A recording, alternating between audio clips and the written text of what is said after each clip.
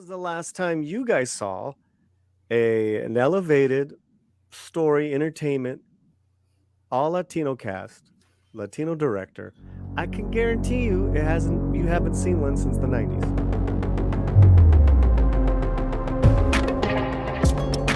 I'm asking you guys. Yeah, that's a great segue. And you also mentioned something earlier about Quentin Tarantino and Robert Rodriguez. I was actually thinking along those same lines. Like there's a quote, an interview with Quentin Tarantino, and I'm paraphrasing here because I can't remember exactly what he said, but he's basically like, go make a good movie, be undeniable to these people, like make something so good that when you put it out there, doesn't matter what your budget is, doesn't matter what you have, who you have in it. It's a freaking good story, and it gets press, and it gets an audience to attach to it.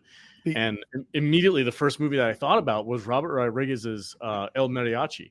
I freaking love that movie. And he made it for $7,000 with like no budget, no actors in it, no nothing, but he made an awesome freaking movie. And that elevated him to then work with Antonio Banderas on Desperado. And then he worked with Johnny Depp on Once Upon a Time in Mexico. Like, do whatever you can. If you're a minority and you want to make a movie, make a damn good movie, and you will be undeniable. Go ahead. We can go after project where if there's a Latino on camera, it's very seldom there's non-Latinos doing any of the writing for the stories.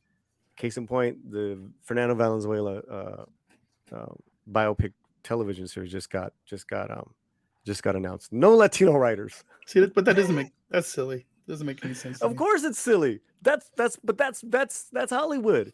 That's fucking Hollywood, right? And we're used to it, right? It's like, yeah, okay, yeah. But the thing is that there are very overqualified, very wonderful, talented writers who happen to be Latino that are, standing up and saying this is bullshit. And it's like they have a point as well, and all points need to be taken in.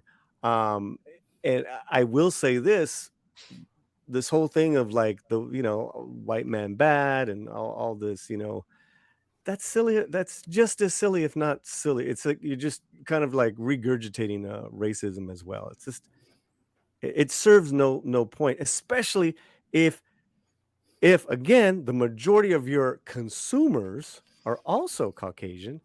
Why the fuck would you want to alienate that crowd? Yeah, that's when I said, well, if you're doing a all Latino project, right? I'm gonna you know what? I got one for you. La Bamba, the movie La Bamba. Everyone loved it. Loves movie. Great movie. Great American story, music, soundtrack, all that stuff. Because it elevated from just being a Latino story. It's like, again, when's the last time we got something from a studio like that? And I would say, I'd push back. Mariachi doesn't count. That shit was already done. Columbia had nothing to lose because they bought it off a homeboy. That shit was done. And Rodriguez continues to work out of the box. Good for him. Out of the studio system. Good for him. Except for Boba Fett. Bad for us. And hopefully he'll make a comeback. But do you see my point, guys? Yeah. Is that it's like Hollywood is so afraid to give over creative control, especially when these Latinos embrace the X and they embrace their hard left agenda.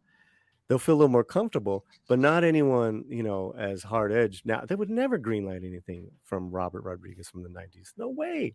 It's way too toxic. It's way too masculine.